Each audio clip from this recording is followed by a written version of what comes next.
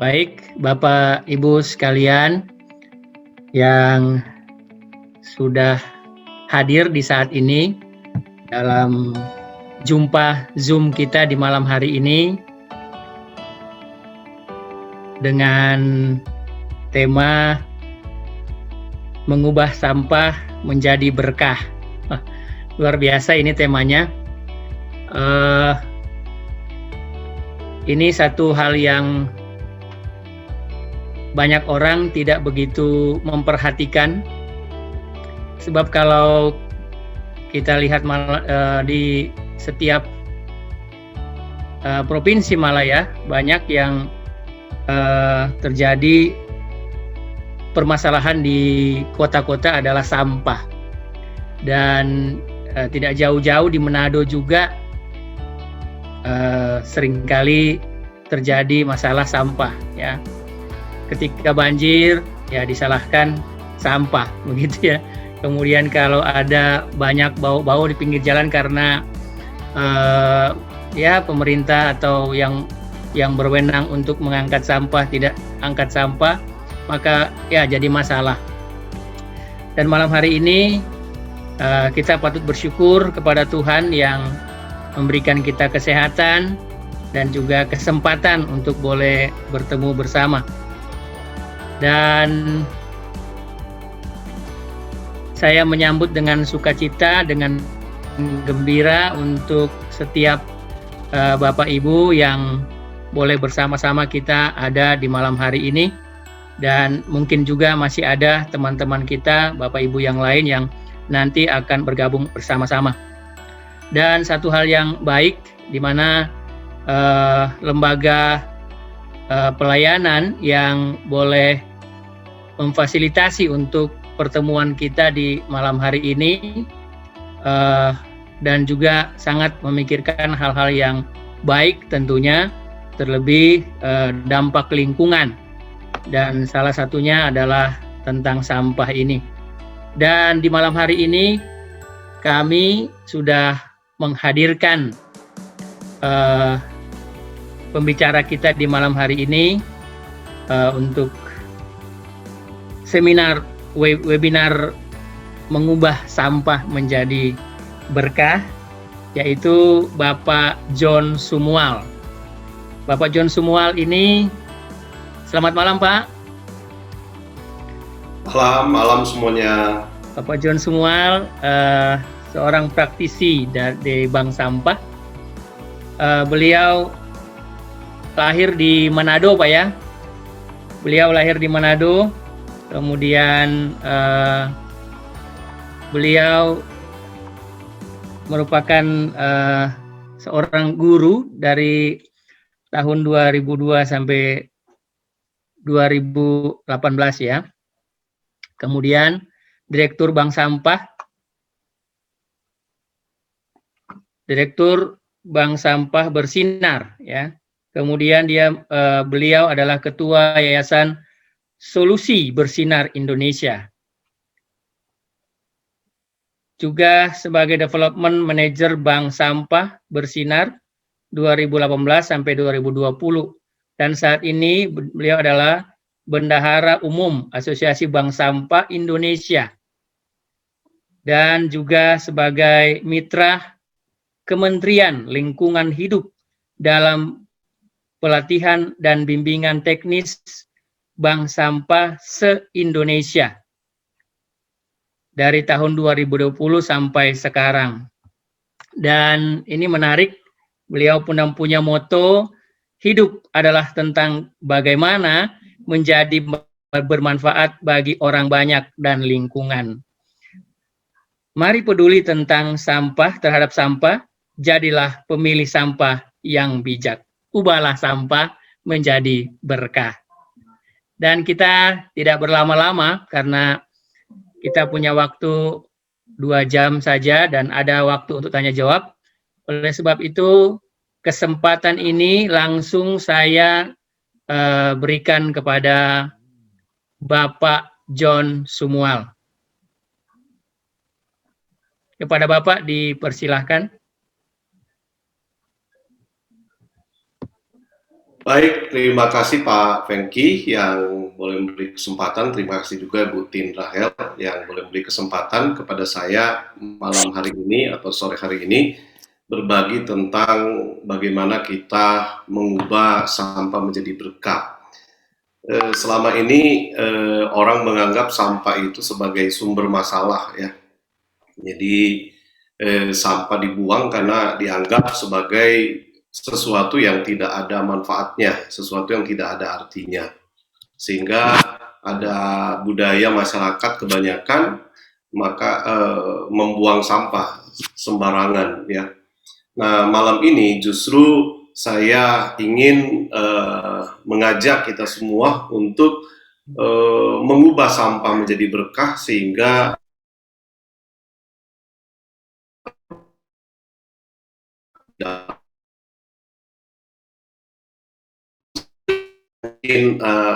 ingin mencek apakah suara saya cukup jelas. Jelas, Pak. Jelas, Pak. Jelas.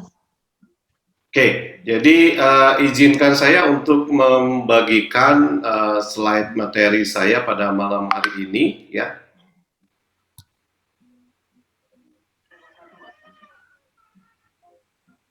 Oke, apakah slide-nya sudah terlihat? Pak.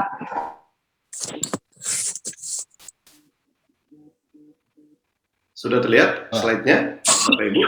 Sudah. Oke. Sudah, Pak. Ya. Jadi dari judulnya banyak orang mungkin berpikir apa mungkin sampah bisa mendatangkan berkah ya?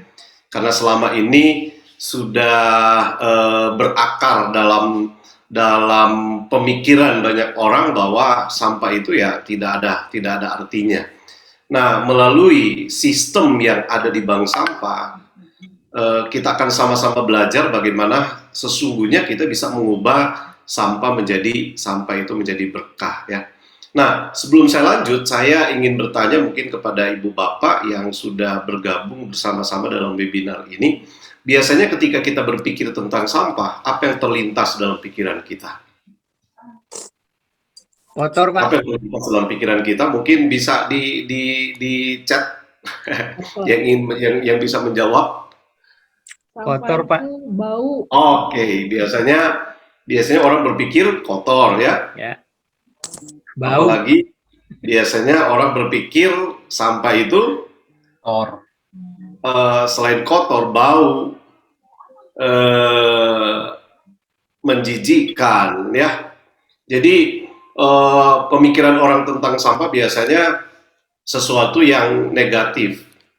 Maka malam hari ini saya ingin justru membagikan sesuatu yang berbeda dari pemikiran kebanyakan orang yang selama ini orang menganggap bahwa sampah itu kotor, bau, jijik, dan harus dibuang, bahkan menjadi sumber penyakit, bahkan ketika ada yang mengelola sebagai satu pekerjaan yang hina. Nah, malam ini justru saya ingin menyampaikan bahwa sampah itu sesungguhnya tidak kotor, tidak bau, tidak jijik, dan tidak harus dibuang. Sayangnya selama ini yang kita temukan di banyak masyarakat justru sampah, bahkan ada yang naik mobil mewah tapi setelah itu dia membuang sampah di mana saja. Ini akan kita bahas bersama pada malam hari ini. Jadi ada hal yang perlu kita pikirkan bahwa sampah yang kita buang itu tidak serta-merta hilang di permukaan tanah di mana kita membuang sampah tersebut. Sampah itu perlu waktu untuk kemudian dia terurai dengan tanah. Sekali lagi, sampah itu perlu waktu untuk dia kemudian bisa terurai dengan tanah. Untuk kertas misalnya, kita butuh 2,5 bulan untuk kemudian kertas itu bisa terurai dengan tanah. Kardus butuh 5 bulan. Nah, kita langsung saja ke jenis sampah plastik misalnya. Sampah plastik ketika kita buang, maka 80 sampai 150 tahun dia tetap akan ada di permukaan tanah. Jadi kalau kita membuang botol mineral hari ini, botol plastik mineral hari ini, maka 80 tahun yang akan bisa temukan barang tersebut di permukaan tanah, di mana kemungkinan 80 tahun yang akan datang bukan cucu lagi yang menemukan, tetapi cicit. Dia akan menemukan botol tersebut, dan kalau namanya masih ada, maka kemudian jadi untuk dia kemudian terurai, dan selama dia belum terurai, maka sampah ini akan mencemari baik lingkungan tanah, lingkungan air, dan kemudian udara yang ada di sekitar kita. Dampaknya itu kembali lagi kepada kita manusia. Dan yang sangat serius yang perlu kita pikirkan bahwa ketika sampah tersebut dibuang, khususnya jenis plastik, aluminium, styrofoam, dan lain-lain, yang perlu waktu cukup lama kemudian dia terurai, maka itu artinya akan berdampak kepada anak cucu kita ketika sampah-sampah tersebut tetap ada di permukaan tanah. Maka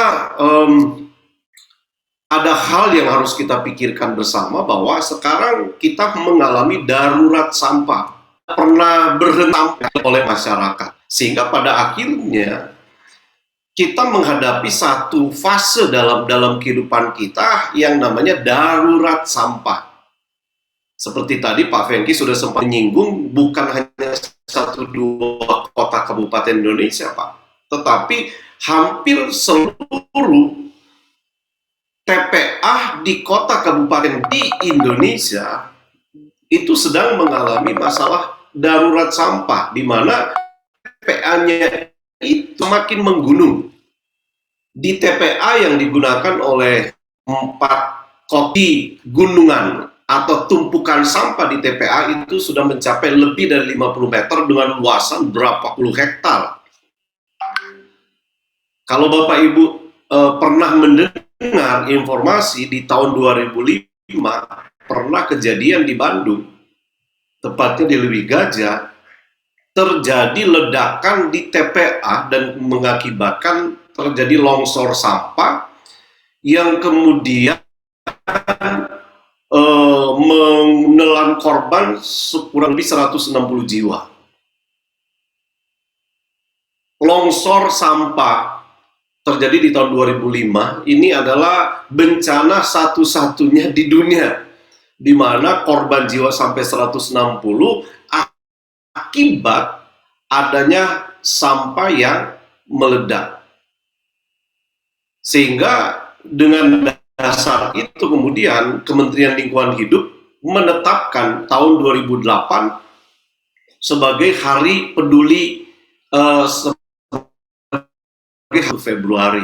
Itu berawal dari yang terjadi di Leuwi Gajah, undang-undang tentang pengelolaan sampah, juga akibat dari bencana yang terjadi di Leuwi Gajah tersebut. Nah, kita berharap tidak akan terjadi lagi ledakan-ledakan lainnya di TPA yang ada di kota kabupaten di Indonesia. Maka ini tidak hanya menjadi tanggung jawab pemerintah, tetapi juga menjadi tanggung jawab setiap masyarakat. Kalau kita serahkan semua penanganan sampah kepada pemerintah, maka sampai kapanpun sampah di TPA itu akan terus menumpuk, apalagi dengan sistem yang dilakukan di banyak TPA di kota kabupaten kita dengan cara open dumping, sehingga terus ditumpuk dan semakin hari semakin menggunung. Dan tumpukan sampah yang ada di TPA tidak hanya merusak lingkungan tanah, karena air lindi yang kemudian masuk ke dalam tanah, itu juga merusak lingkungan udara sekitar. Saya yakin kita tidak akan, kalau saudara pernah mendengar TPA yang ada di Bantar Gebang, Bekasi, dari jarak berapa kilometer itu sudah tercium baunya. Dan ini mencemari lingkungan.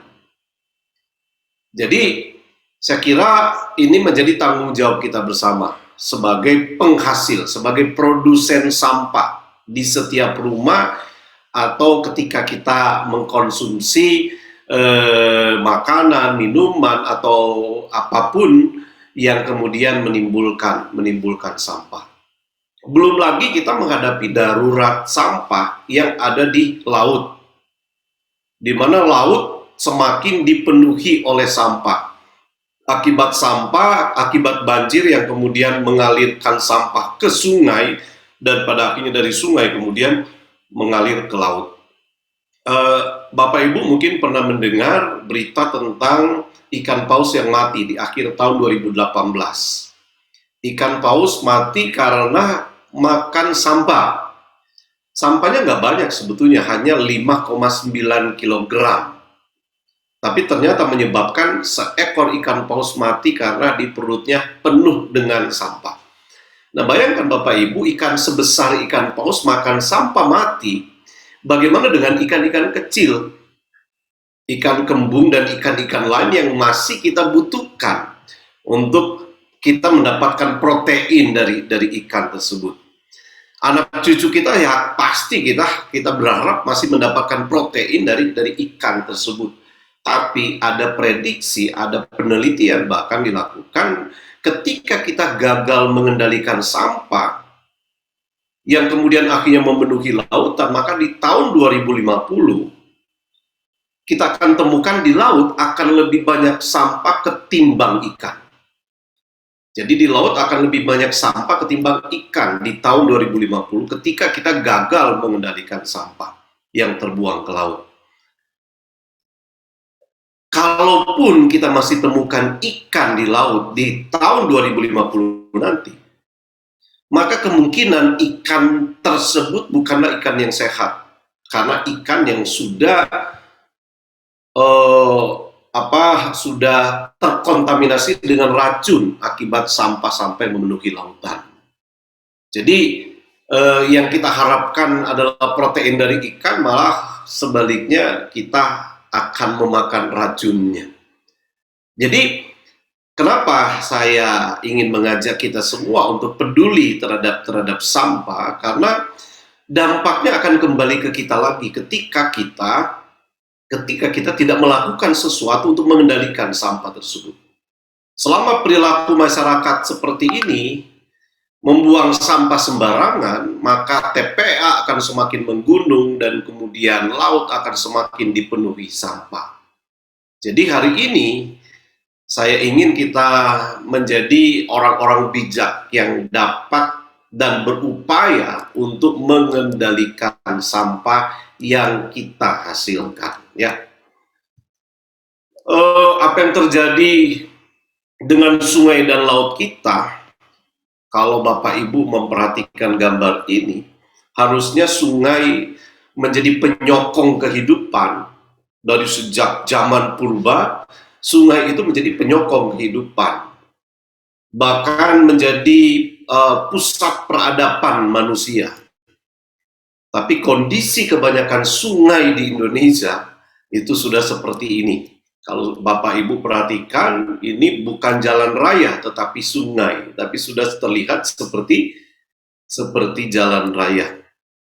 Jadi sekali lagi ini bukan jalan raya, ini sungai yang dipenuhi oleh sampah. Dan ini ujung-ujungnya kemana? Ke laut. Ya, ini ujung-ujungnya ke laut, sehingga laut menjadi kotor seperti ini. Ya. Jadi ini masalah serius yang perlu kita pikirkan. Maka ketika saya diminta untuk berbagi tentang bagaimana memanfaatkan dan mengendalikan sampah, saya dengan antusias menyambut hal tersebut karena saya ingin mencari sebanyak mungkin orang yang bersama-sama bertanggung jawab terhadap sampah yang kita timbulkan, ya, terhadap sampah yang kita timbulkan. Maka untuk mengendalikan sampah ada sistem yang menurut saya sangat efektif dan efisien, yaitu namanya bank sampah. Dan ini sistem yang dibangun untuk mengendalikan sampah satu-satunya di dunia. Sistem bank sampah ini satu-satunya di dunia. Saya pernah diajak oleh Kementerian Lingkungan Hidup untuk melakukan studi banding ke Denmark di tahun 2000, akhir tahun 2019, ya. Dan kemudian kami melihat tentang pola penanganan sampah yang ada di sana. Dengan industri, dengan teknologi yang sudah sangat maju, maka mereka bisa mengatasi sampah. kultur masyarakat yang memang sudah sangat sadar dengan lingkungan, membuat mereka tidak terlalu sulit ya, walaupun mereka tetap berjuang selama kurang lebih 10 sampai 20 tahun untuk membangun sebuah habit baru di masyarakat, tetapi akhirnya mereka bisa mengelola sampah dengan cara yang ada di Kementerian Lingkungan Hidup. Saya bilang ini sebuah pengelolaan sampah yang sangat masih paling tepat sistem yang bisa kita terapkan. Nah, pertanyaannya, apa sih yang dimaksud dengan bank sampah? Mungkin banyak di antara kita yang sudah pernah mendengar, bahkan melihat di televisi mungkin, apa sih yang dimaksud dengan bank sampah yang memungkinkan untuk kita bisa mengendalikan supaya lingkungan sekitar kita akan bersih dan sehat. Yang pertama, apa itu bank sampah? Bank sampah ini adalah gerakan pengelolaan sampah berbasis masyarakat. Jadi ini sebuah gerakan pengelolaan sampah yang memungkinkan kita bisa melibatkan masyarakat secara langsung. Bagi saya, masyarakat sangat penting untuk kita libatkan dalam pengelolaan sampah, karena sumber timbulan sampah itu ada di masyarakat, ada di setiap rumah. Selama ini pengelolaan sampah masih dilakukan oleh segelintir orang, yaitu mereka yang memang sudah ditugaskan untuk mengelola sampah di RT, di RW, atau di lingkungan tersebut. Dan yang mengelola itu baru segelintir. Nah, dengan sistem bank sampah ini menjadi sebuah gerakan untuk kita bisa melibatkan masyarakat secara langsung. Mungkin pertanyaannya, apa mungkin kita bisa melibatkan masyarakat untuk mengelola sampah? Dari pengalaman yang saya temukan, yang saya lihat, ternyata ini sangat mungkin untuk kita bisa melibatkan masyarakat. Untuk kita bisa melibatkan semua orang. Untuk kita bisa melibatkan warga di sebuah kampung, di sebuah RT atau di sebuah RW untuk terlibat bersama-sama dalam pengelolaan sampah tersebut. Kedua, apa itu bank sampah? Bank sampah ini adalah sistem pengelolaan sampah berbasis perbankan. Namanya juga bank sampah. Sekalipun mengurusi sampah, tetapi ada yang menempel di depannya itu bank. Sehingga di bank sampah ini kita menggunakan sistem perbankan yang memungkinkan sampah untuk ditabung. Sekali lagi, yang memungkinkan sampah untuk ditabung. Bank sampah bersinar di mana saya pernah ikut mendirikan dan mengelola bersama teman-teman saya. Bahkan kami bekerja sama dengan Bank BNI, sehingga setiap penyetor sampah dimungkinkan untuk mereka mendapatkan buku tabungan serta dengan kartu ATM. Dan menariknya, buku tabungan ini tidak ada biaya admin, jadi tidak ada potongan setiap bulannya. Penyetor sampah mendapat buku tabungan dan kemudian kartu ATM, dan tidak ada potongan setiap bulannya. Nah, ini menarik untuk masyarakat karena kita bisa menabung di sini nggak perlu harus 50.000 minimal, tetapi dengan 500 rupiah, 1.000 rupiah, 2.000 rupiah ini bisa ditabungkan di bank, di buku tabungan ini. Kebetulan di bank sampah bersinar di mana saya pernah mengelola, sekarang saya jadi akhir tahun 2020 saya sudah tidak di bank sampah bersinar lagi karena ada kegiatan lain yang saya lakukan. Tapi sampai hari ini bank sampah bersinar masih bekerja sama dengan BNI, sehingga masyarakat yang ingin menyetorkan sampahnya itu langsung dibukakan dibukakan rekening Sehingga ketika mereka menyetorkan sampahnya, kemudian dikonversi menjadi rupiah, dan setelah itu kemudian dimasukkan ke rekening mereka. Jadi seperti ini sistem yang dilakukan di bank sampah. Jadi bank sampah ini adalah sistem pengelolaan sampah berbasis perbankan. Kemudian yang ketiga, apa itu bank sampah? Bank sampah adalah sistem pengelolaan sampah yang menerapkan prinsip 3R. Menerapkan prinsip 3R, di mana R yang pertama itu reduce itu upaya untuk mengurangi timbulan sampah. Mungkin ini yang membedakan antara bank sampah dengan pelapak atau dengan bandar sampah. Di bank sampah justru kita mengedukasi masyarakat untuk mengurangi timbulan sampah. Sekalipun sampah itu punya nilai ekonomi, bukan berarti kita harus dengan sengaja menimbulkan sampah. Kita mengedukasi masyarakat untuk mengurangi timbulan sampah. Sebisa mungkin kita mengurangi membeli misalnya botol air mineral, botol atau gelas. Sebisa mungkin kita menggunakan tumbler kemanapun kita untuk mengurangi botol plastik atau gelas plastik misalnya.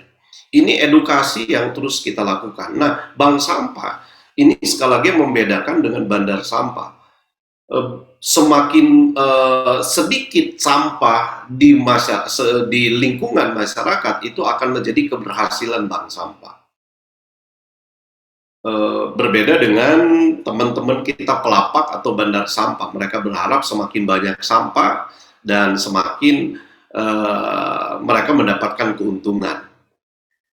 Nah, bank sampah ini adalah satu gerakan nirlaba, ya, tetapi tidak menutup kemungkinan orang yang secara serius mengelola bank sampah untuk dia mendapatkan keuntungan secara ekonomi di sini.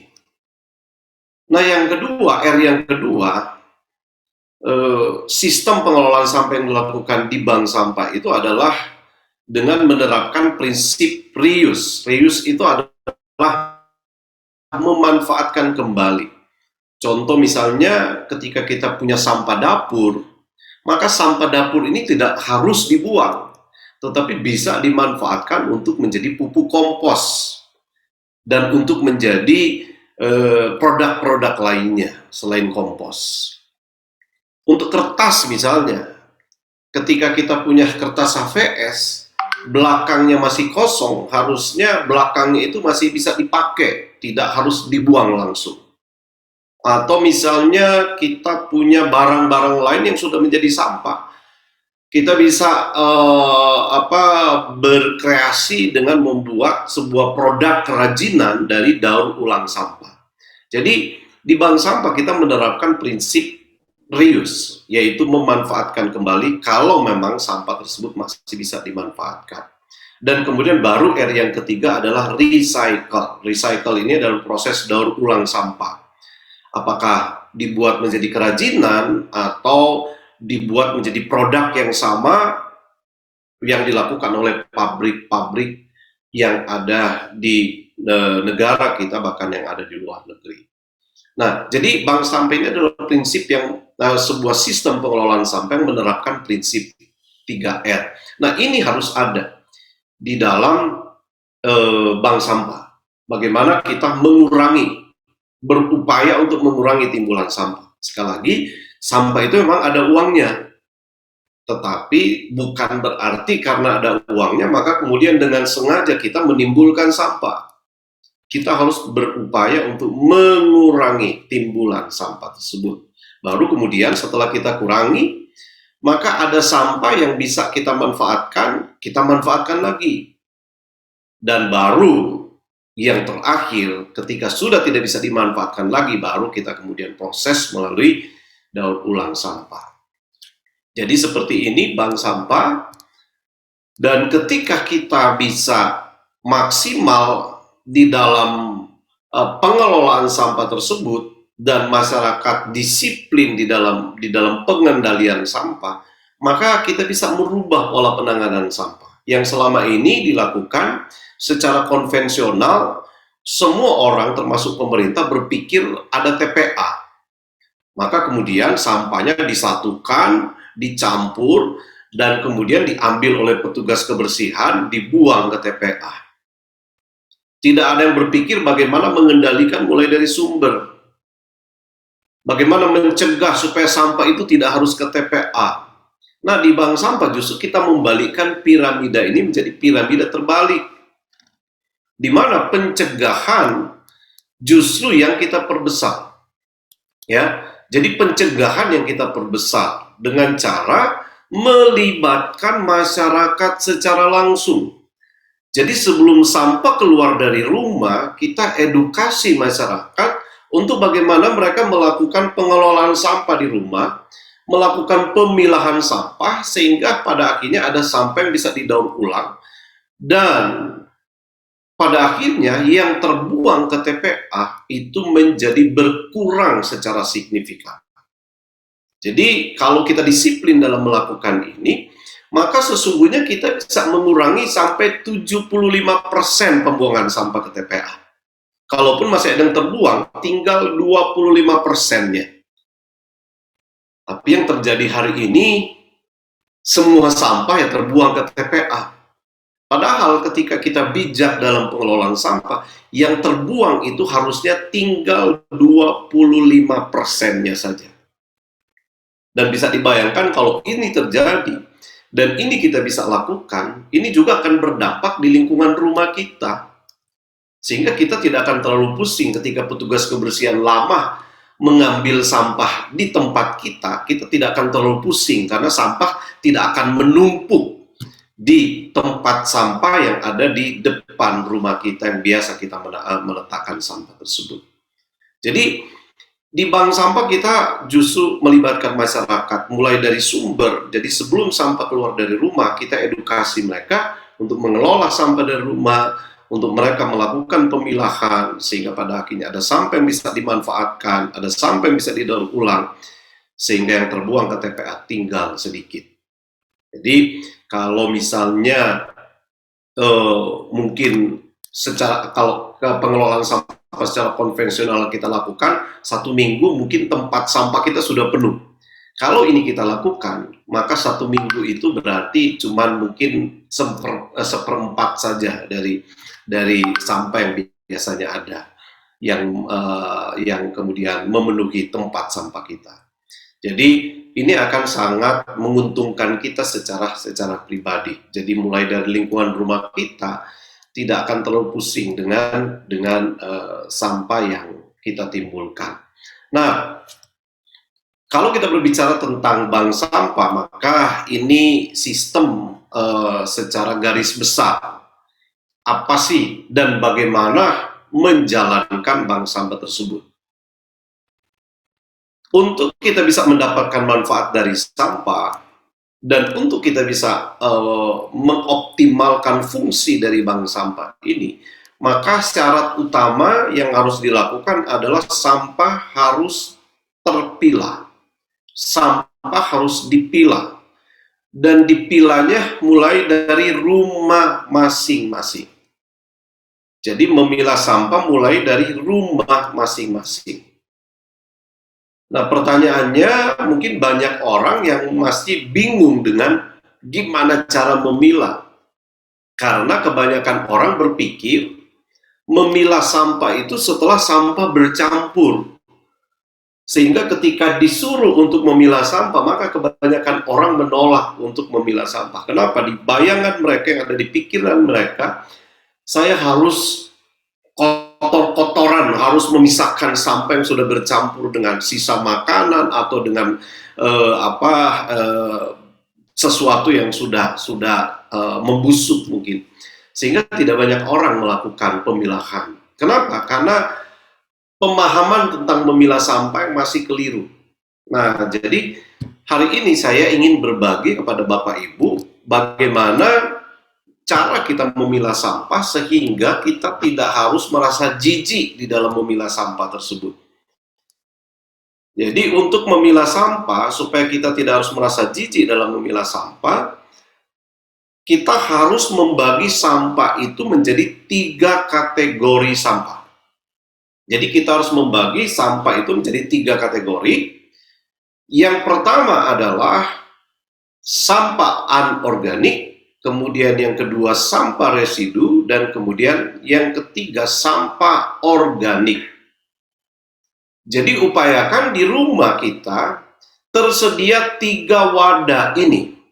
Tidak harus menggunakan wadah sebagus ini, karena kita bisa memanfaatkan barang-barang yang ada di rumah kita untuk bisa menampung setiap jenis-jenis sampah ini. Jadi kita harus pisahkan untuk sampah anorganik. Sampah anorganik ini biasanya terdiri dari jenis plastik, kertas, logam, ataupun kaca atau beling. Jadi kita harus pisahkan sampah anorganik ini secara tersendiri. Dan kemudian sampah organik kita pisahkan, jadi tidak dicampur dengan sampah anorganik.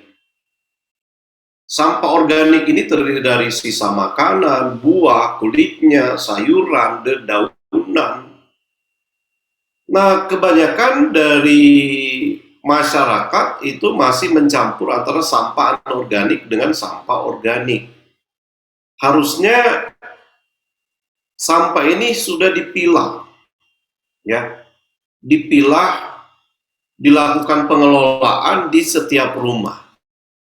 Dan kemudian ada sampah yang berikut adalah sampah residu. Sampah residu ini yang belum banyak diketahui orang. Sampah residu ini apa? Sampah residu ini adalah sampah anorganik yang sudah bercampur dengan sampah organik. Contoh misalnya, kalau Bapak Ibu beli rendang Padang misalnya, ya, beli rendang Padang kemudian dibungkus plastik. Setelah kita sampai rumah kemudian dikeluarkan rendangnya, maka plastik tersebut otomatis menjadi kotor karena menempel bumbu rendang. Nah, plastik bekas rendang tersebut sesungguhnya itu jenis anorganik, tetapi karena kondisi yang kotor, maka kita tidak masukkan ke wadah yang berwarna biru ini, tidak dimasukkan ke anorganik, tetapi dimasukkan ke residu, sekalipun itu jenis plastik. Tapi karena kondisi yang kotor, maka kita masukkan ke tempat khusus menampung sampah residu. Atau mungkin kita beli soto ayam. Setelah soto dikeluarkan, plastik menjadi kotor. Maka kemudian, sekalipun itu plastik, kita tidak masukkan ke wadah untuk menampung sampah organik. Nah, lebih jelasnya mungkin saya bisa berikan contoh seperti ini. Ya, saya berikan contoh seperti ini. Jadi, untuk kita bisa mendapatkan hasil yang optimal dari pengelolaan sampah yang kita lakukan, maka kita harus menyediakan wadah untuk anorganik bersih, untuk residu, dan kemudian untuk organik. Ini kebetulan di rumah saya, jadi saya tidak hanya mengajarkan, tetapi saya juga pelaku pemilah sampah. Ya. Hari ini saya bisa bayar PDAM dari tabungan sampah saya, jadi tidak keluar dari dompet biasanya. Bayar listrik itu dari tabungan sampah akibat pemilahan sampah yang saya lakukan. Ya, jadi saya memanfaatkan kardus-kardus bekas, tidak perlu harus menggunakan wadah seperti yang tadi, untuk menampung sampah anorganik. Jenis kertas, plastik, logam, kaca. Kemudian saya menyediakan wadah untuk residu. Dan selanjutnya saya menyediakan wadah untuk organik. Tapi karena sekarang saya sudah punya lubang biopori, jadi saya langsung masukkan organik ini di lubang biopori. Lubang biopori itu seperti apa nanti sebentar saya akan jelaskan. Jadi kita harus menyediakan 3 tempat sampah, minimal 3 tempat sampah untuk melakukan pemilahan di rumah. Sehingga ketika kita punya botol plastik, kita jangan masukkan bersama-sama dengan organik, tetapi kita pisahkan secara tersendiri. Ketika kita punya kertas, jangan ke residu kalau kondisinya bersih. tetapi dimasukkan ke wadah untuk anorganik. Kalau kita punya sisa makanan, jangan ke anorganik atau ke residu, tetapi masukkan ke wadah untuk menampung sampah organik. Kalau kita membeli soto ayam misalnya, plastiknya kotor, jangan dimasukkan ke wadah untuk menampung sampah anorganik, tetapi ke tempat untuk menampung sampah residu. Nah, kalau ini kita lakukan, pertanyaan saya, kalau kita disiplin ini melakukan, maka pertanyaan saya, kita pegang-pegang kertas, jijik atau tidak? Saya ingin mendapatkan jawabannya. Ketika kita pegang-pegang kertas, apakah kita jijik atau tidak? Enggak, Pak. Tidak, Pak. Kenapa enggak jijik? Karena bersih. Nah, karena bersih. Jadi saya tidak, di awal tadi saya katakan sampah itu sesungguhnya tidak kotor, tidak bau, tidak jijik, dan tidak harus dibuang. Asal kita kelola dengan cara yang bijak. Nah, jadi kita pegang-pegang botol plastik ini pasti tidak akan merasa jijik. Kenapa? Karena bersih. Nah, selama ini kebanyakan di dapur atau di rumah di masyarakat cuman punya satu tempat sampah. Sehingga botol plastik masuk ke tempat yang sama, kertas masuk ke tempat yang sama, sisa makanan masuk ke tempat yang sama. Kalau kita campur seperti ini, kira-kira kalau saya suruh Bapak Ibu memilah, mau memilah nggak? Tidak, Pak. Nah, saya kira kita tidak akan mau memilah. Kenapa? Ya, itu tadi jawaban Bapak Ibu. Jijik, kotor, bau, gitu ya.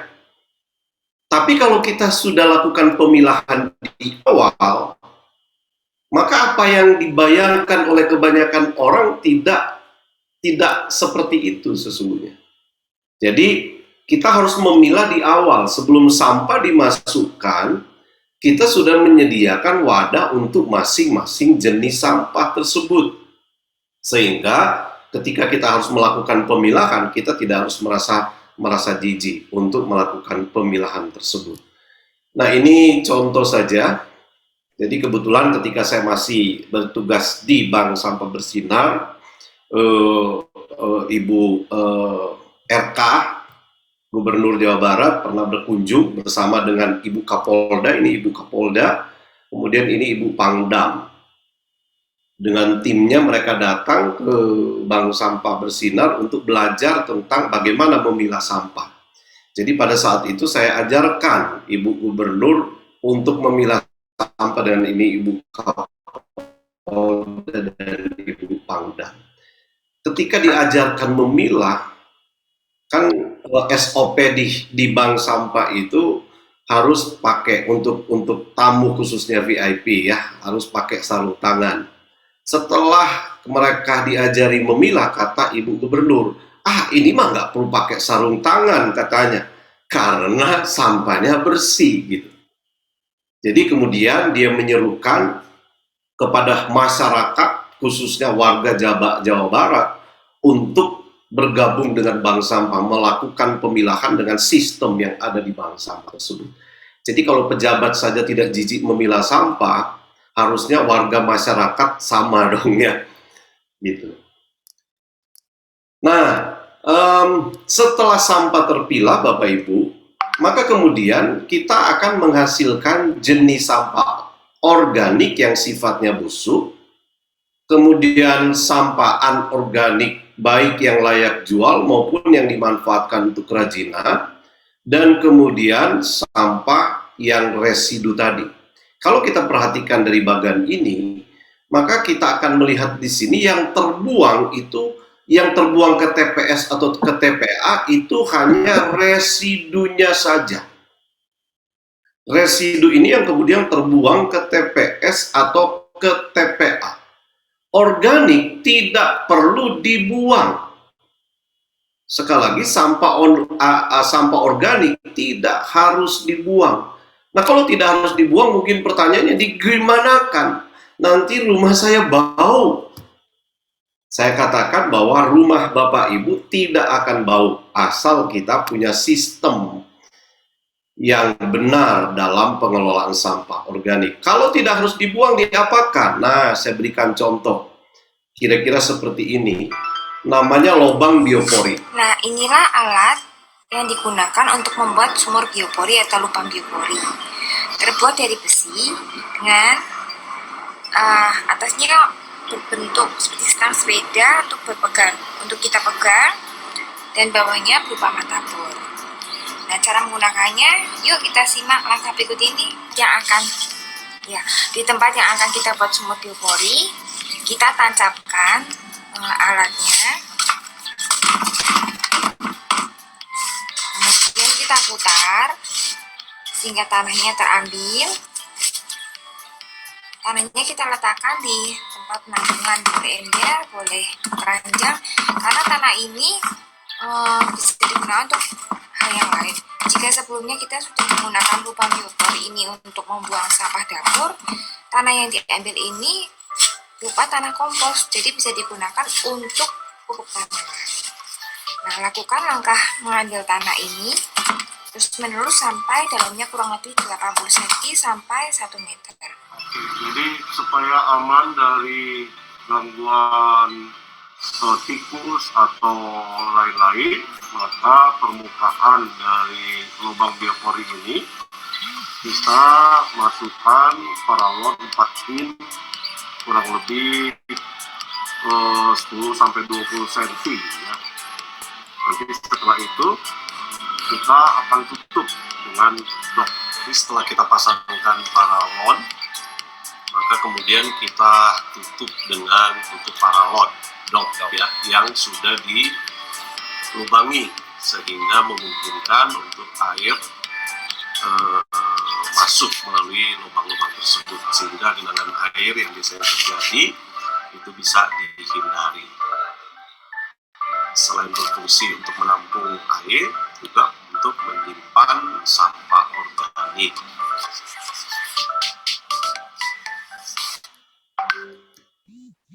Ya, jadi sampah organik tidak perlu harus dibuang seperti biasa atau kebanyakan orang lakukan. Sampah organik kita bisa tampung di tempat yang namanya di lubang yang namanya lubang biopori tadi. Nanti kita bisa memanfaatkan hasil pengelolaan sampah di lubang biopori itu untuk menjadi pupuk kompos. Jadi kalau kita senang menanam di halaman rumah, tidak perlu harus membeli pupuk kimia, manfaatkan itu untuk menjadi pupuk tanaman. Jadi kita bisa memanfaatkan itu untuk menjadi pengganti tanah ya. Jadi organik ini tidak perlu dibuang. Nah, kemudian selanjutnya ada sampah anorganik baik yang layak jual maupun untuk kerajinan. Ini pun juga tidak harus dibuang.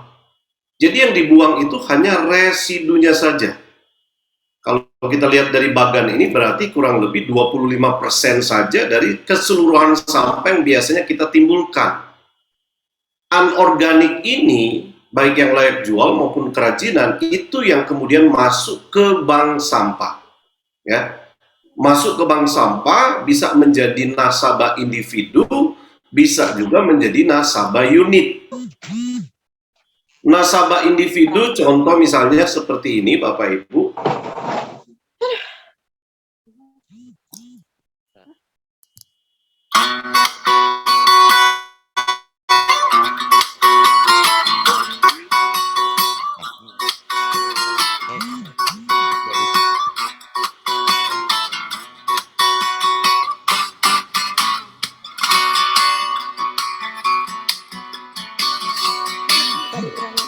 Kan Pak Ade itu aing teu bisa ngawatkeun webinar. Oh, iya Pak Ade. Jadi kita timbang sampahnya sesuai jenisnya, kemudian diberikan struk penimbangan. Struk itu kemudian dibawa ke bagian teller. Abi Dikonversi menjadi rupiah dan kemudian hasil konversi itu dimasukkan ke buku tabungan.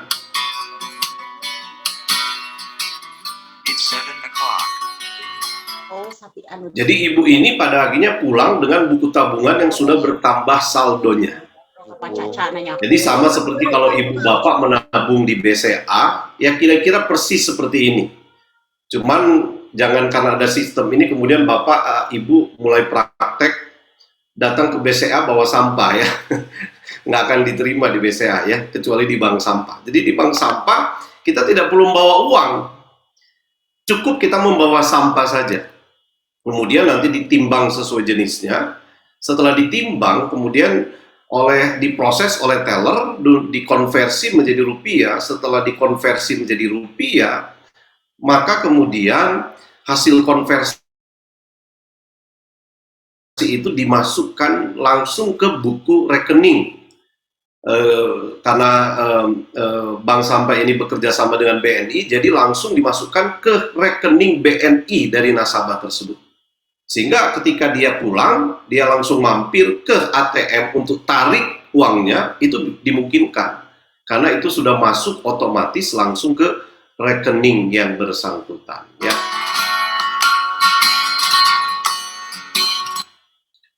Nah, ini juga ada teman-teman kita pemulung yang kemudian mengumpulkan sampahnya.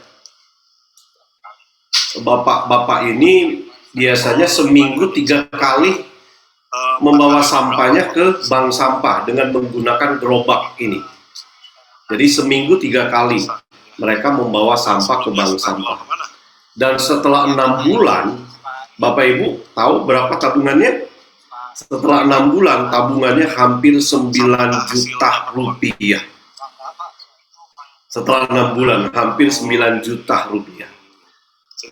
Cuman kalau ada Bapak Ibu yang masih kerja di sini, jangan jadikan alasan untuk resign ya, kemudian beralih profesi. Ya, jadi ini 6 bulan, hampir 9 juta tabungannya. Seminggu 3 kali dia membawa sampahnya. Nanti mungkin bisa dilihat di sini. Supaya gabung ke BSB gitu. Kita juga sering gitu ngasih tahu. Gitu. Oh gitu. Kasih tahu apa keuntungannya Pak? Ya apa gitu. Kalau kayak gitu kan uangnya gitu Pak. Aja habis. Oh kalau gitu. ini kan bisa diambil. Gitu. Ya terus ditabung lagi ya. Nah, coba Bapak kasih lihat itunya tabungan. Awalnya kami mencatat ke buku manual ya, belum bekerja sama dengan BNI. Ini 4 kali menyetor, dia sudah punya 600-an ribu 4 kali, berarti belum 2 minggu. Dia sudah punya 600-an ribu ya.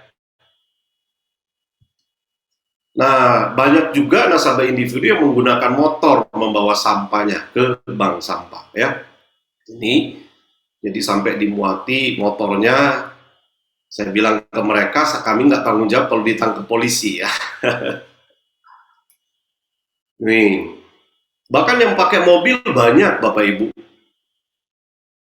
Jadi dengan sistem di bank sampah kita bisa menjangkau semua lapisan masyarakat, ya.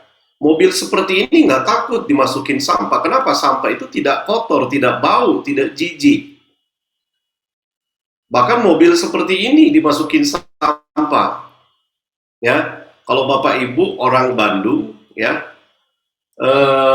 dari ibu-ibu ini, maka kemudian kami membuka unit di Batu Nunggal, unit bank sampah di Batu Nunggal, karena ibu-ibu ini tinggalnya di Batu Nunggal. Ya, awalnya mereka membawa sendiri, tapi kemudian kami membentuk unit, ya. Kalau zaman dulu mungkin sebelum ada bank sampah, ketika kita menyetorkan sampah ke lapak atau ke pengepul, masih ada pemikiran gengsi atau apa ya.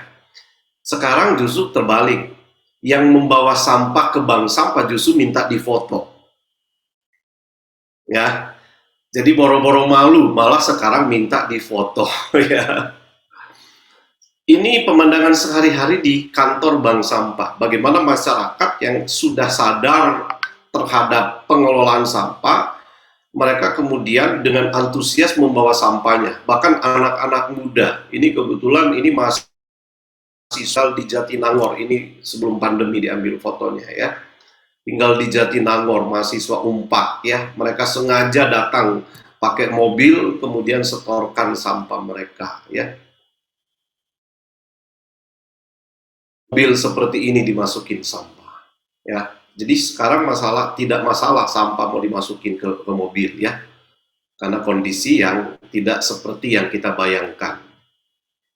Seperti ini. Ini bapak ini kerja di Majalaya, tinggal di Bandung. Setiap bulan sekali dia mampir ke kantor bank sampah untuk setorkan sampah, baru kemudian dia lanjut ke tempat kerjanya. Ya. Bahkan mobil seperti ini. Ini mobil apa Bapak Ibu? Ini mobil Alphard. Jadi kata siapa sampah itu kotor, bau, dan jijik. Mobil Alphard dimasukin sampah. Ya. Nah, itu nasabah individu. Selain nasabah individu, juga bisa menjadi nasabah unit. Nasabah unit itu nanti sebentar saya akan sampaikan syaratnya gimana. Tapi nasabah unit ini terdiri dari beberapa anggota masyarakat di satu RT atau di satu RW, ya. Seperti ini misalnya. Jadi bagaimana warga masyarakat itu dengan antusias mereka mengelola sampah di rumah, kemudian menyetorkan ke unit bank sampah yang ada di lingkungan RT atau RW. Seperti ini, ya. Mereka mendapatkan buku tabungan. Nah, seperti ini sampai payung, mainan anak yang sudah rusak ini nggak dibuang lagi, tetapi disetorkan ke bank sampah, ya. Nah, kira-kira seperti ini sistem penimbangan di unit bank sampah. Jadi ada pengurus yang nanti akan dibentuk, ya, yang dilatih, yang kemudian mengelola sampah di lingkungan RT RW mereka, ya. Mereka melakukan penimbangan, kemudian pencatatan, dan kemudian memasukkan ke buku tabungan, ya, dan memasukkan ke buku tabungan. Seperti ini unit-unit, ya. Jadi biasanya di unit ini malah terjadi antrian yang mau menyetorkan sampahnya. Karena mereka sudah tahu manfaat dari sampah, mereka tidak mau membuang lagi. Ya, mereka tidak mau membuang lagi.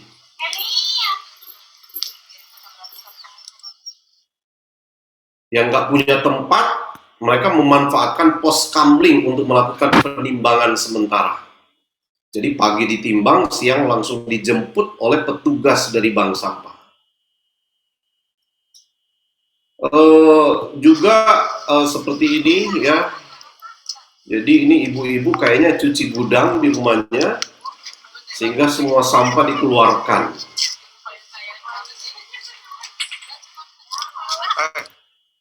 Nah, seperti ini. Bahkan anak-anak sekolah, ini di salah satu sekolah yang ada di Cibaduyut, ini sebelum pandemi lagi. Jadi biasanya setiap Jumat anak-anak ini membawa sampah dari rumah. Mereka membawa sampah dari rumah, kemudian disetorkan ke pengurus bank sampah yang ada di sekolah yang dikelola oleh orang tua murid. Ya, jadi mereka membawa sampah seminggu sekali. Namun anak-anak ini tidak langsung diberikan uang atau tidak langsung dijadikan uang tabungannya, tetapi diberikan bintang. Jadi hasil tabungan mereka dirubah menjadi bintang. Berdasarkan banyaknya sampah. Kalau sampahnya sedikit dikasih 1 bintang, sampah sedang dikasih 2 bintang, sampah banyak dikasih 3 bintang. Sampah sedikit itu 1 kilo, di bawah 1 kilo. Sampah sedang itu 1 sampai 2 kilo. Sampah banyak 2 kilo ke atas, itu sampah banyak. Jadi mereka mendapatkan 3 bintang. Dan sekolah ini membuat basar di akhir tahun ajaran. Menyediakan sepatu, semua kebutuhan anak yang bisa dibeli dengan bintang. Jadi contoh misalnya mereka menjual sepatu, harus dibeli dengan bintang sebanyak 20. Jadi anak-anak ini sesungguhnya membeli sepatu dengan sampah yang mereka kumpulkan selama ini. Jadi kalau ini bisa diterapkan, mungkin ada ibu guru atau bapak guru di sini bisa diterapkan di sekolah juga. Bahkan anak-anak SMA, SMK, mereka juga mengelola sampah di setiap kelas.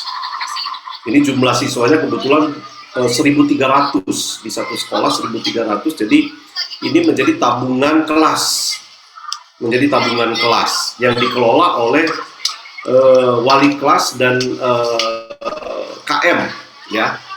Jadi di setiap kelas mereka punya buku tabungan. Di akhir tahun ajaran, maka kemudian mereka tarik tabungan tersebut untuk dimanfaatkan.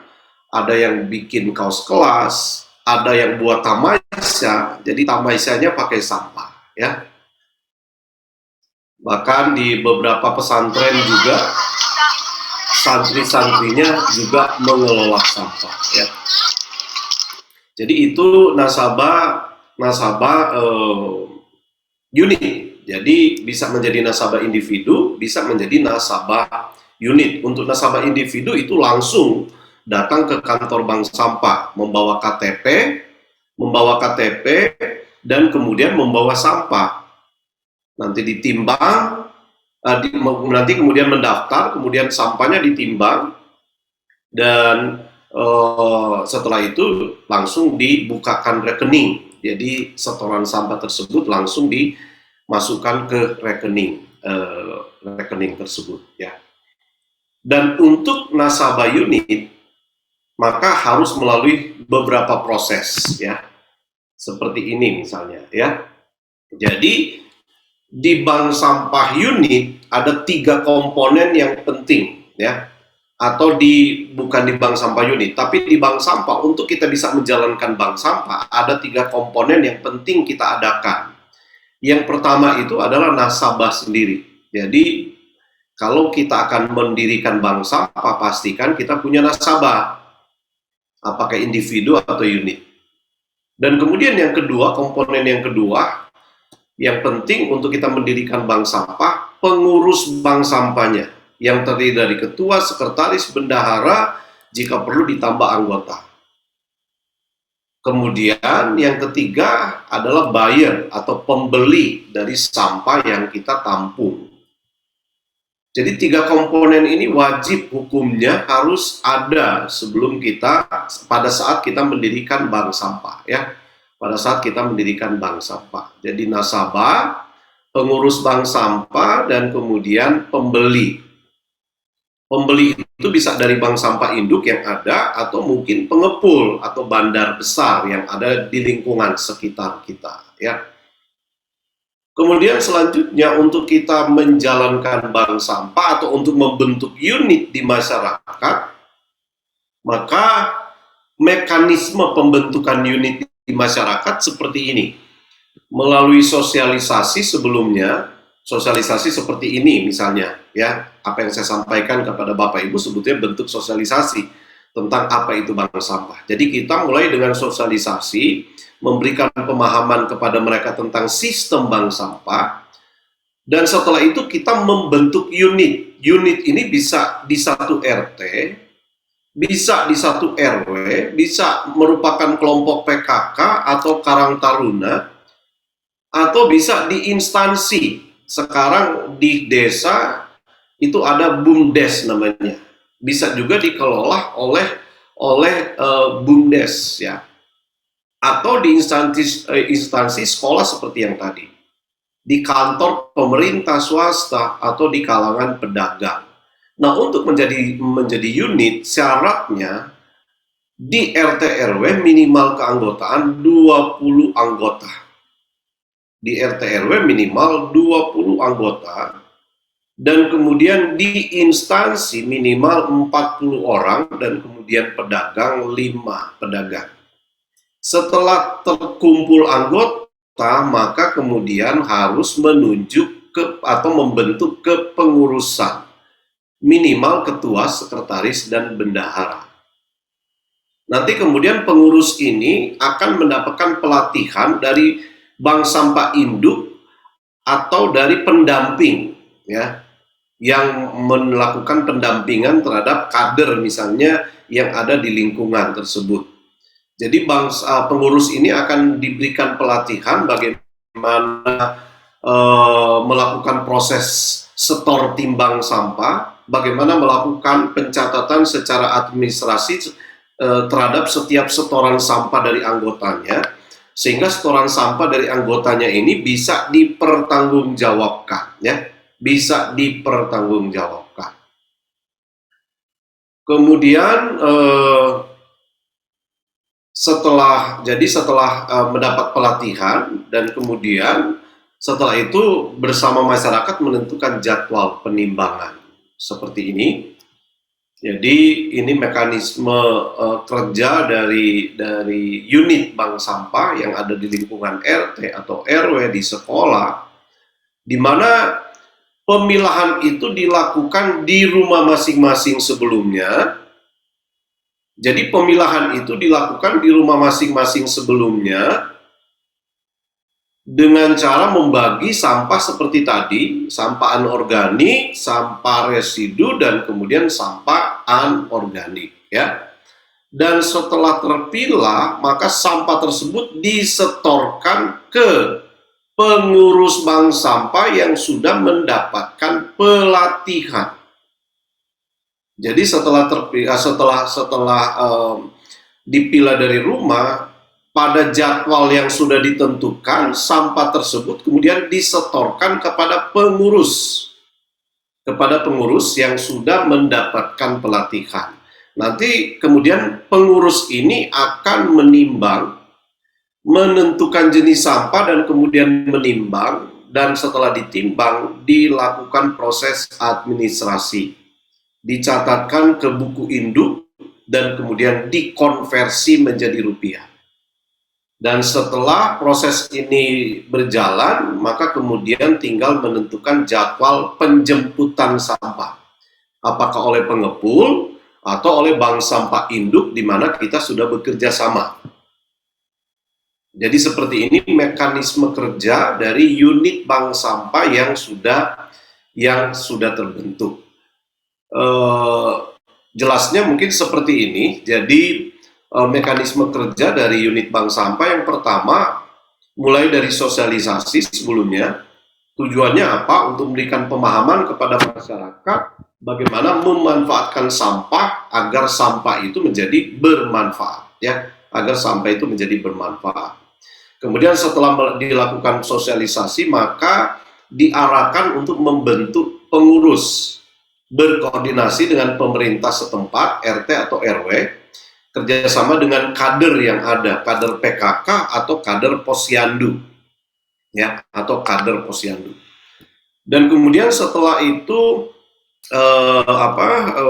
dilakukan pelatihan pengurus seperti saya sampaikan tadi, dan setelah itu ditentukan jadwal setor timbang sampah, dan setelah itu kemudian dilakukan penjualan, apakah ke bank sampah induk atau ke pengepul sampah yang sudah bekerja sama dengan kita. Nah, ini saya perlu sampaikan sampah apa saja yang bisa disetorkan, ya. Sampah apa saja yang bisa disetorkan? Sampah yang bisa disetorkan adalah sampah anorganik yang terdiri dari plastik, kertas, logam, kaca. Ada kurang lebih 70 jenis sampah.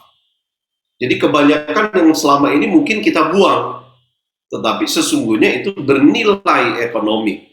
Seperti ini misalnya, gelas ini sudah biasa mungkin, ya kan, beberapa di antara Bapak Ibu sudah mungkin dikasihkan sebagai donasi kepada pengepul atau ada yang menjualnya. Jadi untuk mendapatkan harga yang lebih baik, maka ring atau bibir gelas ini dipotong. Sehingga dari harga hanya 2.000, ini bisa menjadi 5.000 setelah dipotong ringnya, ya, setelah dipotong ringnya. Kemudian botol sampo biasanya kalau samponya sudah habis dikemanakan, Bapak Ibu? Umumnya dibuang, ya. Tanpa kita sadar ketika kita membuang, kita sedang membuang uang sia-sia. Makanya selalu saya sampaikan, tanpa disadari mungkin setiap hari kita membuang uang sedikitnya Rp2.000 setiap hari, ya. Kita membuang uang Rp2.000 setiap hari karena sampah yang kita buang. Nah, kalau kita punya baskom dan sudah rusak, itu tidak perlu dibuang, bisa disetorkan ke bank sampah jerigen, ember, dan bahan-bahan sejenis lainnya. Botol oli yang berwarna hitam dipisahkan dengan yang berwarna. Kemudian gelas warna seperti ini, sedotan, yang pendek maupun yang panjang itu tidak perlu dibuang. Ini bisa disetorkan ke bank sampah. Botol mineral untuk mendapatkan harga yang bagus, label dilepas, kemudian tutupnya dipisahkan. Tutup ada harganya, botol juga ada harganya. Kemudian botol warna sama prosesnya, kemudian kresek, kemudian plastik plastik sablon. Jadi kalau Bapak Ibu beli beras yang 5 kiloan misalnya, biasanya menggunakan plastik ya. Setelah berasnya habis, biasanya plastik dikemanakan? Mungkin ada yang dipakai buat tempat sampah lagi, tetapi ada yang kemudian dibuang, padahal itu ada uangnya. Jadi bisa disetorkan ke bank sampah. Kalau Bapak Ibu beli gulaku misalnya, gula, ya, beli gula dengan menggunakan kemasan plastik, setelah gula habis, plastik jangan dibuang. Termasuk kemasan minyak goreng, ya, plastik minyak goreng, ya. Ini tidak perlu dibuang karena bisa disetorkan ke bank sampah. Jam dinding, helm, ya. Kemudian toples seperti ini, yang kristal, ya. Styrofoam. Kemudian botol infus, kulit kabel, termasuk kabelnya, ya.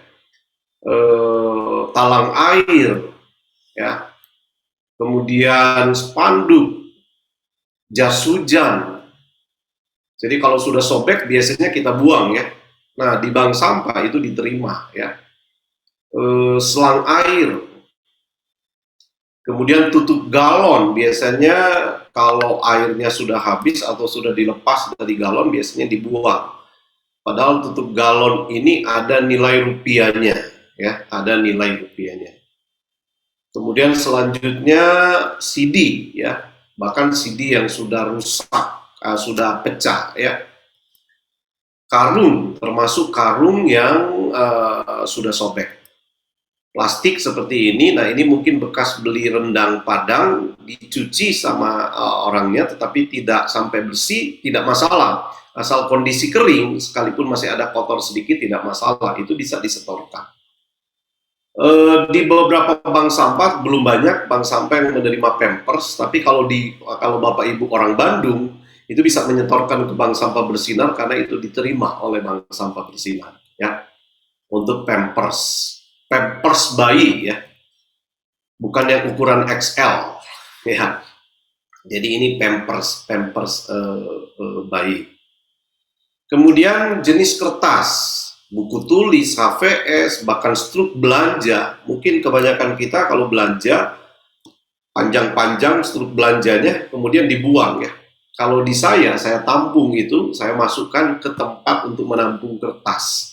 Maka saya bisa bayar listrik pakai sampah, saya bisa bayar PDAM pakai sampah ya. Kemudian kotak minuman ya, kotak minuman seperti ini. Kemudian koran, kertas semen, kertas buram, termasuk majalah, kalender, undangan, dan jenis-jenis duplek lainnya. Ya. Selanjutnya kardus, ya ini campurannya, tray telur, jadi tempat telur, itu juga bisa kita manfaatkan. Ya. Kemudian selanjutnya jenis logam, jadi kaleng-kaleng biskuit, kaleng susu, sarden, kornet, termasuk seng, itu bisa disetorkan. Besi ya seperti ini, bahkan sepeda rusak, spare part motor, mobil ya, itu bisa disetorkan ke bank sampah. Bahkan jenis aluminium seperti ini, kaleng aluminium, siku, bahkan teko, panci yang sudah bocor, daripada bikin sarang nyamuk di rumah yang lebih baik disetorkan ke bank sampah ya. Kemudian kuningan seperti ini tembaga isi kabel tadi ya. Kemudian jenis kaca atau beling, botol-botolan seperti ini ya, botol-botolan seperti ini, bahkan piring pecah, gelas pecah, botol pecah, bahkan termasuk botol-botol yang kecil-kecil, ya, botol clothing dye, botol obat, ya, itu bisa disetorkan ke bank sampah, ya. Bahkan aki motor, aki mobil, termasuk minyak jelantah, ya. Minyak jelantah itu juga bisa disetorkan ke bank sampah, ya. Nah, itu jenis-jenis sampah yang bisa disetorkan ke bank sampah, ya. Dan ketika kita setorkan ke bank sampah, maka bisa dimanfaatkan sampah tabungan sampah tersebut untuk berbagai macam kegunaan, berbagai macam manfaat, ya. Kalau Bapak Ibu yang beragama Muslim misalnya bisa mengikuti program naik haji dengan setoran sampah, kerjasama dengan Pegadaian, ya, kerjasama dengan Pegadaian, maka Bapak Ibu yang beragama Muslim bisa memanfaatkan sampah untuk kemudian naik haji, ya. Jadi kalau ada tukang bubur naik haji, tukang sampah juga bisa, ya, dengan setiap hari menyetorkan Rp25.000. Rp25.000 ini bisa dengan uang cash, sebagian bisa sebagian sampah, ya. Misalnya sampahnya cuma 5.000, berarti 20.000. Yang penting unsur sampahnya itu tetap harus ada, ya. Kemudian Bapak Ibu yang ingin berinvestasi emas bisa beli emas logam mulia pakai sampah, juga kerjasama dengan Pegadaian. Mungkin Bapak Ibu bertanya, berapa banyak sampah yang saya harus setorkan untuk beli emas? Tidak perlu banyak, Bapak Ibu.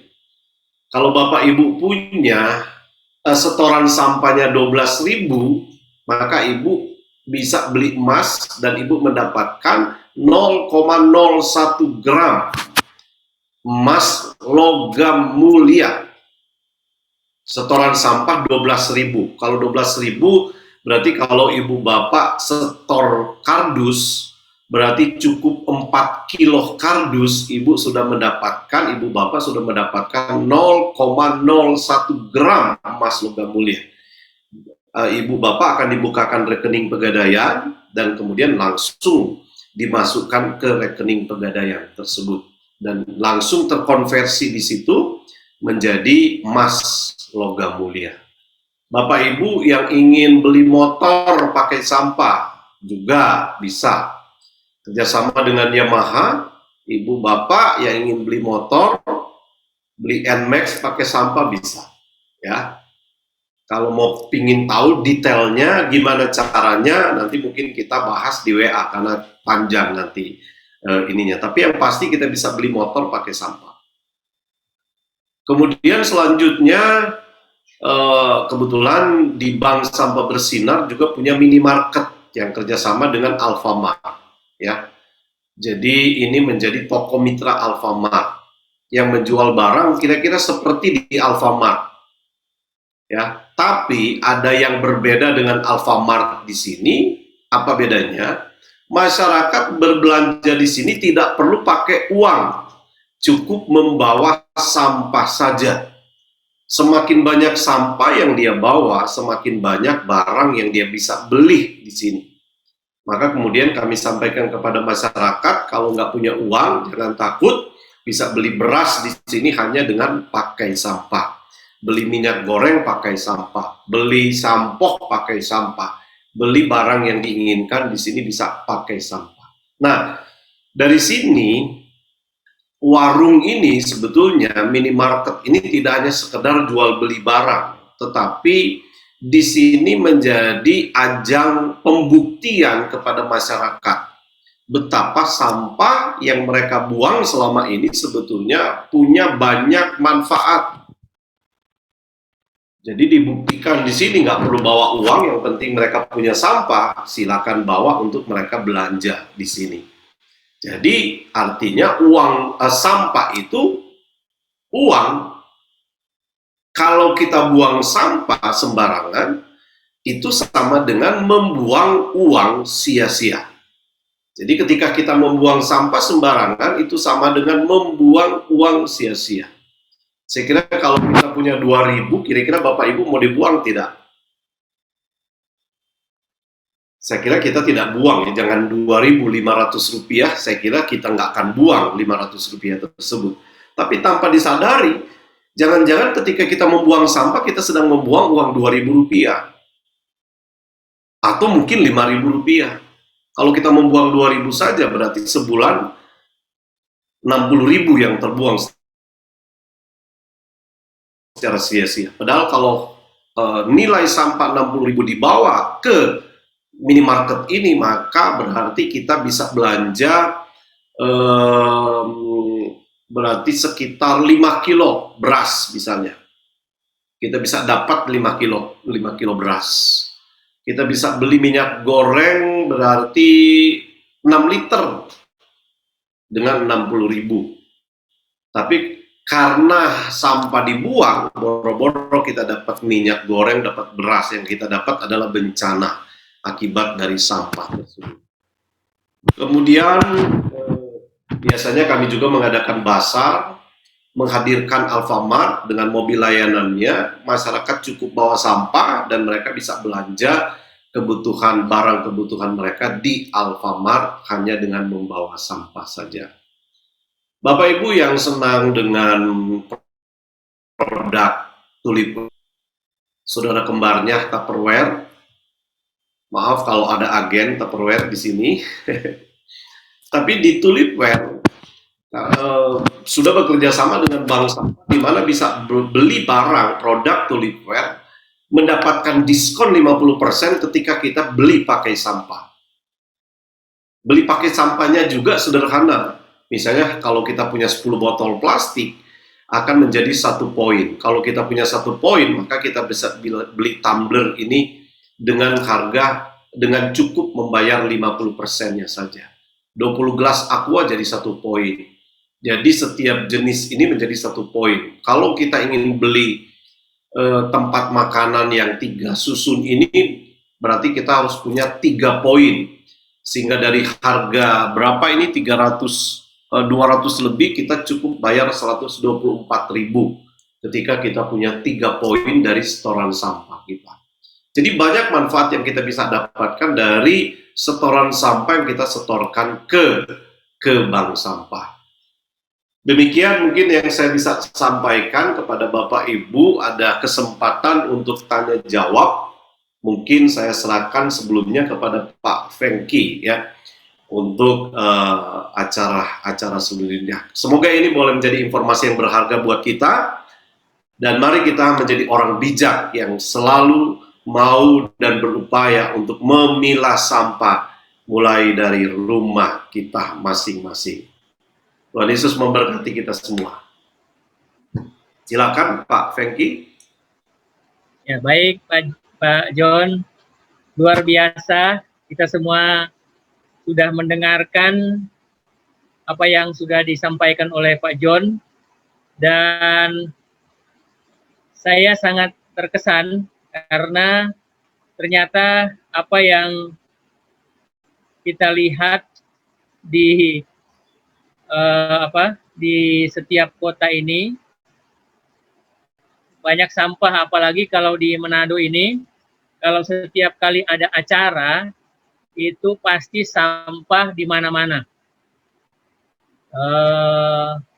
Ya mungkin juga bukan cuma di Manado ya, tapi di mana-mana. Kalau ada acara pasti sampah plastik itu pasti di mana-mana, terlebih botol minuman ataupun kemasan minuman dan juga jajanan. Jadi apa yang sudah kita dengarkan tentu ada banyak hal yang sudah kita mengerti. Tapi mungkin ada juga di antara Bapak Ibu yang mungkin masih ada perlu yang ditanyakan atau juga berkeinginan untuk menjadi orang yang seperti kata Pak John tadi, menjadi berkat bagi diri sendiri dan juga bagi orang lain dan juga bagi lingkungan kita. Saya persilahkan kepada Bapak Ibu sekalian yang akan bertanya atau memberikan tanggapan, dipersilahkan. Mungkin sebelum ada yang menyampaikan pertanyaan, menyambung tadi apa yang disampaikan Pak Fengki, doakan Pak Fengki, rencananya bulan Juli, bulan depan pemerintah kota Pemkot Manado ya, akan mengundang saya untuk berbicara tentang bank sampah di pemerintahan kota Manado ya. Didoakan saja, semoga ini bisa terlaksana ya. Kita bisa ketemu ya Pak. Ya. Ya silakan teman-teman. Bapak Ibu, silakan. Mungkin ada Ibu Guru ini. Ya, Pak Fengki boleh. Ya silakan. Ya, tapi mohon maaf karena di sini hujan deras. Jadi. Iya betul. Saya juga udah ya. di sini. Iya, jadi saya juga sedikit terganggu ini suara audio saya. Tapi mudah-mudahan kalau di Bapak Ibu mungkin bisa terdengar jelas. Memang dari penjelasan Pak John tadi, kita ini sempat kalau mau dibilang tercengang-cengang lihat apa penjelasan tadi, karena keren sekali ya, keren penjelasannya. Jadi ada semangat untuk memperhatikan sampah dimulai dari di rumah saja dulu ya Pak, karena memang sampah di rumah saja seringkali kita abaikan. Ya, kita tidak memperhatikan dengan baik. Semua seperti Bapak sampaikan tadi, semua sampah pokoknya kita jadikan satu, kemudian semuanya dibuang. Begitu. Nah, dari penjelasan Bapak ini karena menarik sekali, tapi sayang mungkin sosialisasi tentang bank sampah ini kurang didengar mungkin Pak ya. Padahal saya pikir ini dapat memotivasi masyarakat untuk lebih aktif memperhatikan mengolah sampah itu dengan baik. Karena saya pikir siapa sih yang tidak mau kalau misalnya dia berkaitan dengan duit ya, ada kaitannya dengan ekonomi. Karena saya perhatikan di sini kan bukan hanya menguntungkan diri sendiri, tapi ini juga bisa mengangkat ekonomi masyarakat sebenarnya. Dari hal jadi bukan artian kita hanya mau mengambil keuntungan pribadi saja seperti Bapak bilang tadi. Jangan-jangan ada yang mau resign dari tempat kerja karena memang tadi saya juga terpancing dengan Bapak, masa Bapak itu bisa menghasilkan duit sebanyak begitu ya dari sampah yang dia kelola. Nah, tapi ini jadi motivasi sebenarnya buat masyarakat kita supaya kita lebih memperhatikan dan mengolah sampah itu dengan baik, dan pasti sedikit demi sedikit masalah sampah di setiap daerah itu pasti bisa teratasi, tidak numpuk seperti saat ini ya, sama dengan di lingkungan saya juga, karena kita sama-sama lingkungan dengan Pak Fengki ya. Di sini juga ada TPA, kita lihat itu sudah pada numpuk, malahan kelihatannya sudah sangat tidak efisien lagi tempat pembuangan sampah di sini. Nah, tapi apakah Pak di Manado ini bank sampah ini jalan dengan baik seperti yang dijelaskan oleh Bapak? Khususnya saya bertanya karena saya ada di Manado.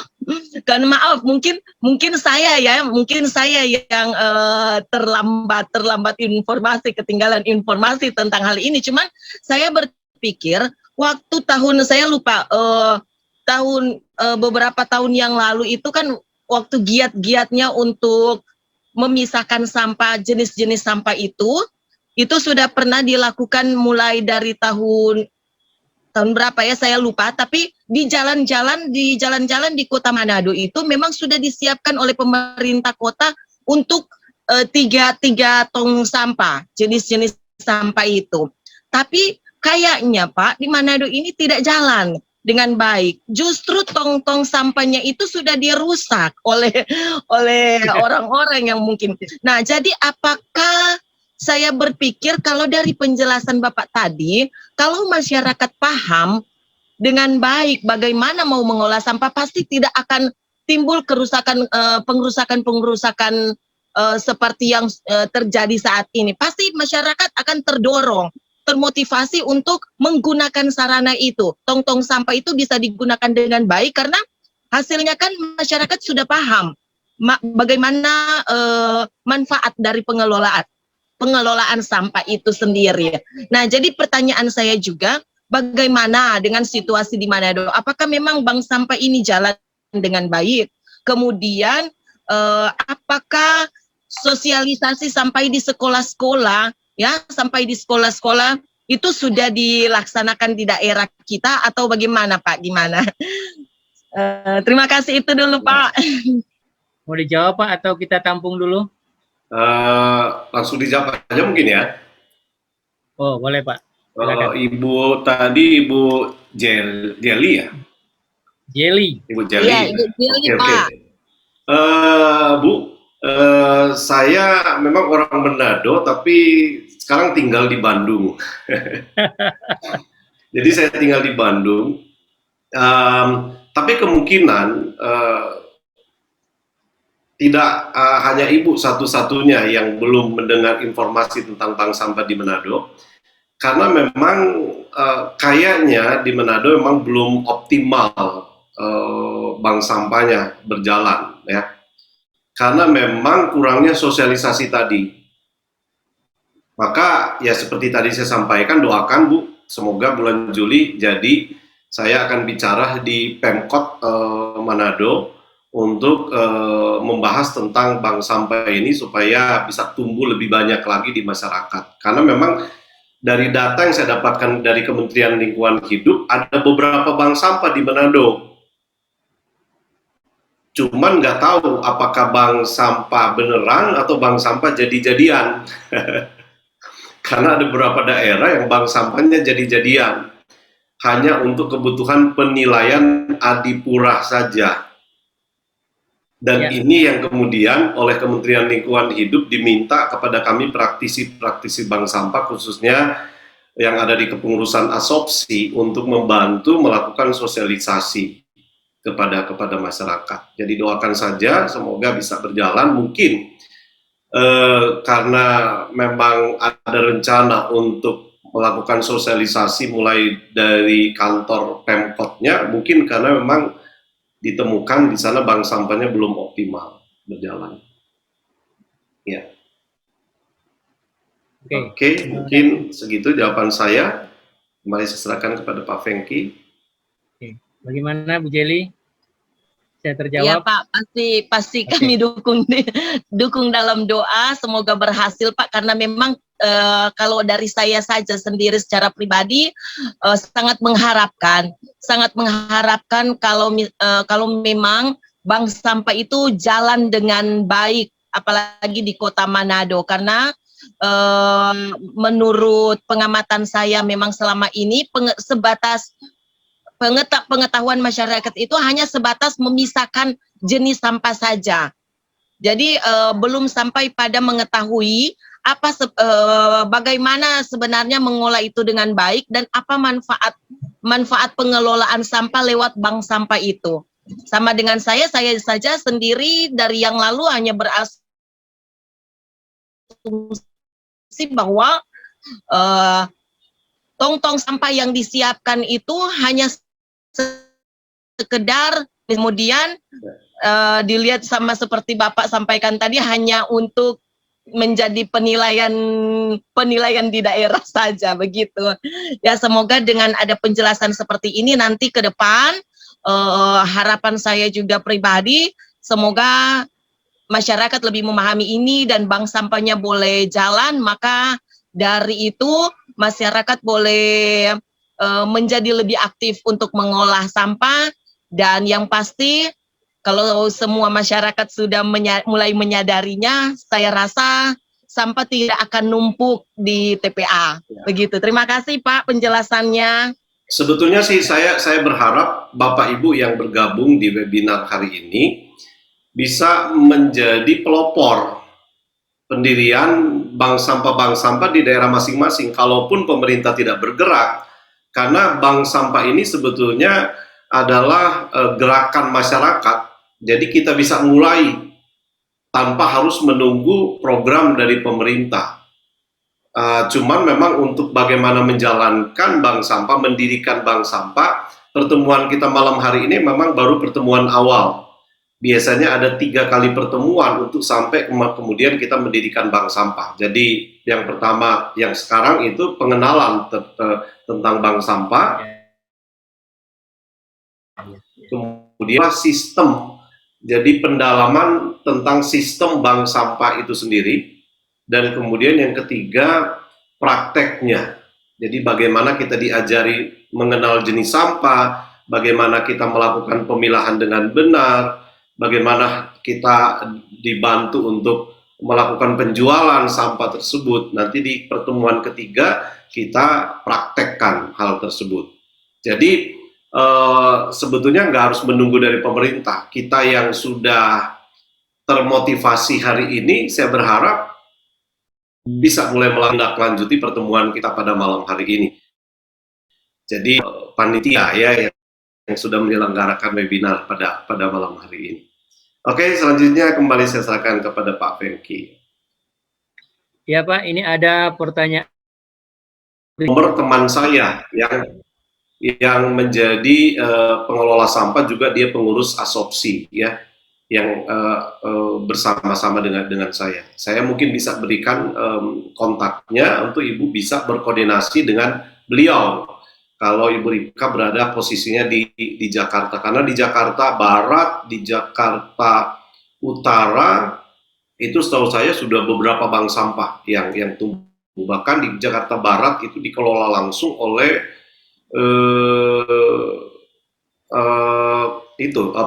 Pemkot Jakarta Barat ya.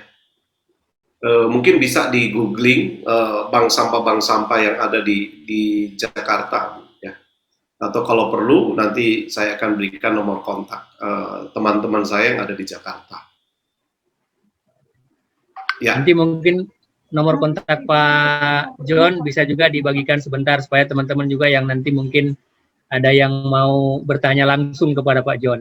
Oke. Bisa di-share aja ke grup yang peserta yang hadir hari ini, Bu, Pak, boleh.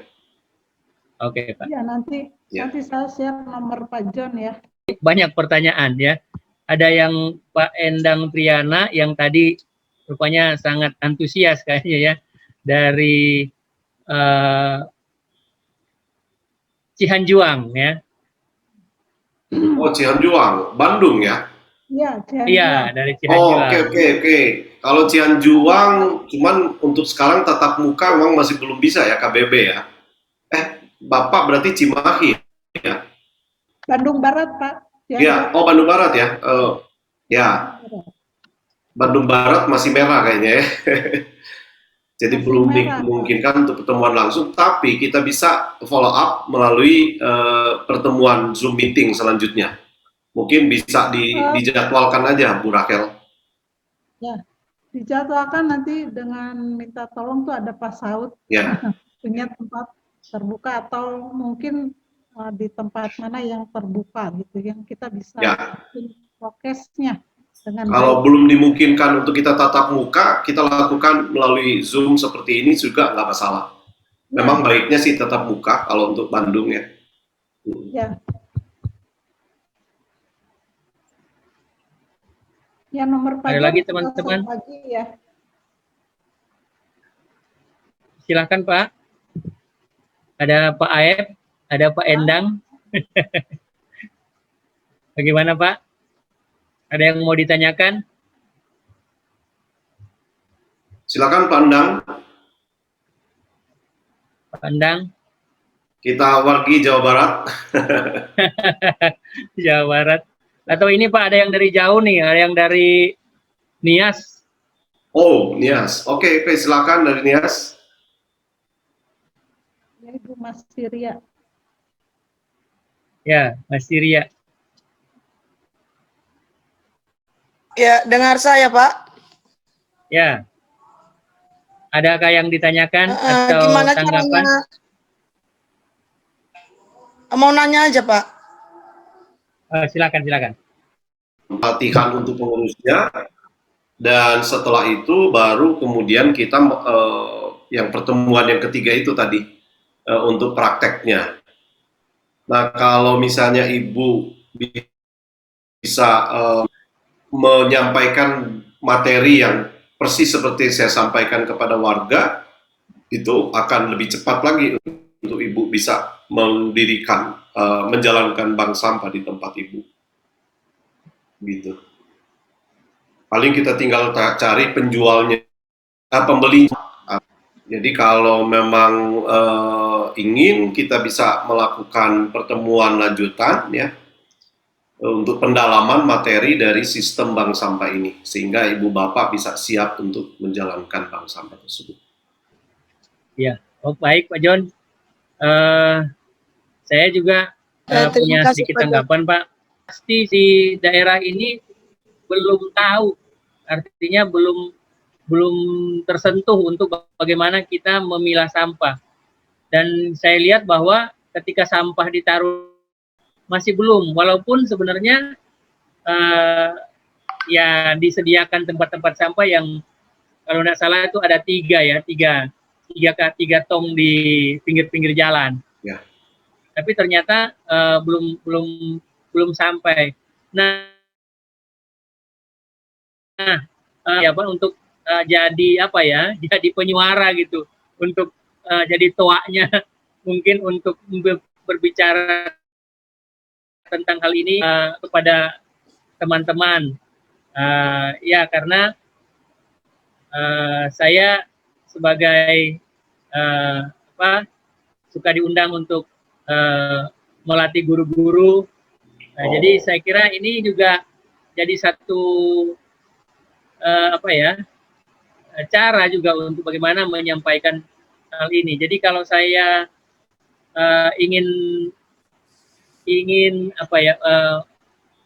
bagaimana untuk materi yang Bapak bawakan itu mungkin bisa kita di-sharingkan juga nanti mungkin ke Ibu Rahel, atau ini kemudian kita bisa pelajari bersama Pak, agar supaya kita juga bisa menjadi motivator juga bagi orang-orang untuk memperhatikan tentang masalah sampah ini. Oke, boleh Pak. Ya. Pak. Jadi sebetulnya yang dilakukan ini selama masyarakat kita belum terbiasa, sekalipun dia tahu itu tempat untuk anorganik, ya dengan mudah dia memasukkan sampah organik ke situ. Karena mereka punya pemahaman sampah itu dibuang, dan dibuang ke tempat mana aja nggak peduli. Jadi makanya memang yang perlu kita lakukan adalah bagaimana kita melakukan kampanye merubah paradigma masyarakat. Memang iming-iming uang di awal itu menjadi penyemangat masyarakat untuk melakukan pemilahan sampah. Tapi sebetulnya target kita bukan kepada nilai ekonominya, tetapi bagaimana merubah habit masyarakat yang biasa buang sampah menjadi merasa sayang kalau buang sampah gitu. Jadi apa yang dilakukan selama ini memang tidak bisa menyentuh masyarakat secara langsung untuk mereka mulai peduli terhadap sampah, karena memang tidak diberikan pemahaman secara menyeluruh gitu. Jadi memang ini pentingnya sosialisasi untuk memberikan pemahaman yang benar kepada masyarakat tentang betapa sampah itu bermanfaat ketika dikelola, tetapi menjadi bencana ketika kita tidak kelola gitu. Ya, jadi saya berharap Bapak Ibu menjadi fasilitator di daerah masing-masing ya. Kita bisa atur bikin kelas masing-masing, boleh. Misalnya di Manado kita paling tidak kita bentuk dulu di satu RW misalnya, atau di satu kelurahan. Itu bisa kita lakukan gitu. Jadi nggak harus satu kota dulu. Kemarin memang terkendala, harusnya saya bulan Mei diundang ke sana, tetapi karena wali kota yang masih PLT, pelantikannya baru bulan Juli kalau nggak salah ya, mungkin Bapak pernah dengar ya, pelantikan wali kota yang baru itu di bulan Juli. Jadi setelah wali kota baru saja, baru kemudian dilakukan sosialisasi gitu. Baik, ada lagi Bapak Ibu?